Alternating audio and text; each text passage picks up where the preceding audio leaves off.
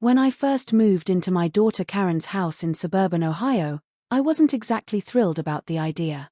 At 65, I valued my independence.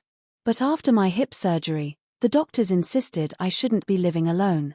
Karen offered, or rather insisted, that I move in with her family while I recovered. It wasn't an easy decision, but it seemed like the right one. Her husband Mark was welcoming in that polite, reserved way. He kept his distance but made sure I had everything I needed. Their son, my step-grandson Lucas, was a different story. 16, quiet, and always buried in something in the garage or his laptop. I rarely saw the kid, and when I did, he offered little more than a nod or a quick, mumbled greeting. Weeks passed, and I settled into the rhythm of the household. Mornings were peaceful. Karen always made sure I had my coffee and medication. Mark left early for work, and Lucas disappeared into the garage the moment he was done with school. It became a curiosity, a kind of mystery I couldn't ignore. What was that boy always doing in there? One day, after a particularly dull morning of daytime TV and half-finished crossword puzzles, I decided to take a walk around the property. I ended up by the garage.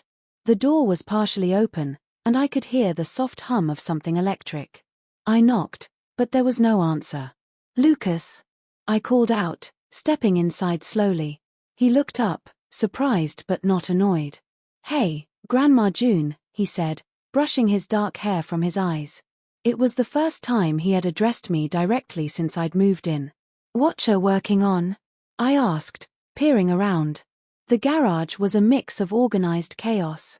Tools hung neatly on pegboards, shelves lined with boxes labeled in Lucas's handwriting, and a long workbench covered in wires, gears, and what looked like parts of a small robot. Lucas hesitated, then gestured me closer.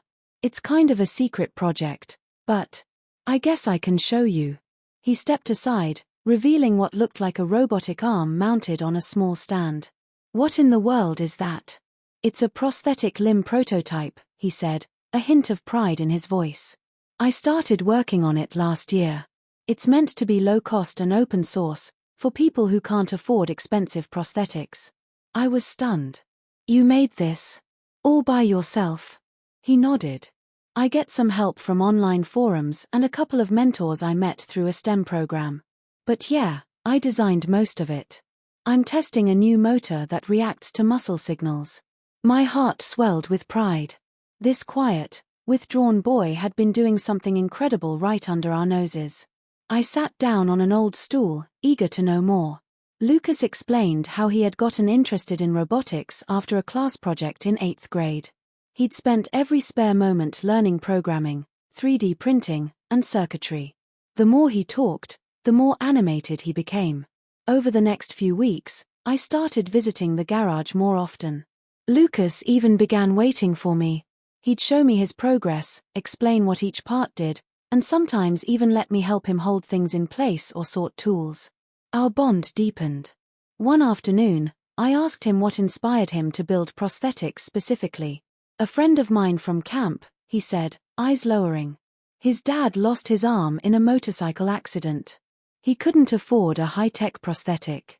That stuck with me. I thought, maybe I could help. That night at dinner, I told Karen and Mark about Lucas's project. Karen teared up, and Mark looked at his son like he was seeing him for the first time. "Lucas, why didn't you ever say anything?"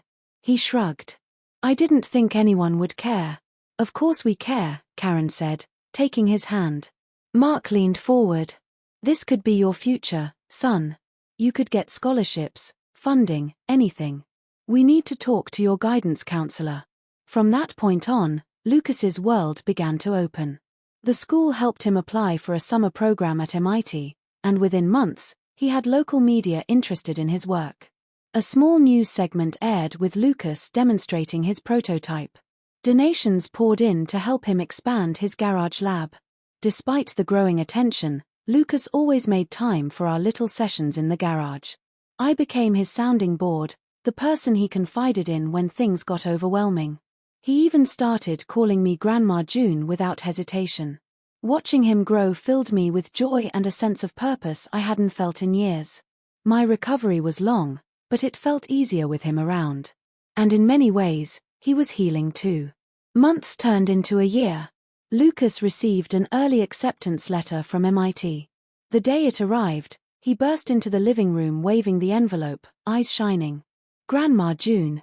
I got in. I hugged him tightly, tears streaming down my face. That night, we sat in the garage one last time before he left for college. The robotic arm, now fully functional and sleek, sat on the table. "I named it June," he said quietly. I looked at him, stunned. "What?" "I wouldn't have finished it without you. You believed in me when I didn't even believe in myself." My throat tightened with emotion. "Lucas, I'm so proud of you.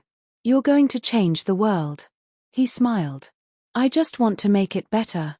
As he packed for MIT the next morning, I sat in the garage, staring at the robotic arm named after me. It stood as a symbol of hope, innovation, and most of all, the unexpected bond between a grandmother and her step-grandson. A bond forged not through blood, but through belief, patience, and quiet understanding. And all of it started with a simple knock on a garage door.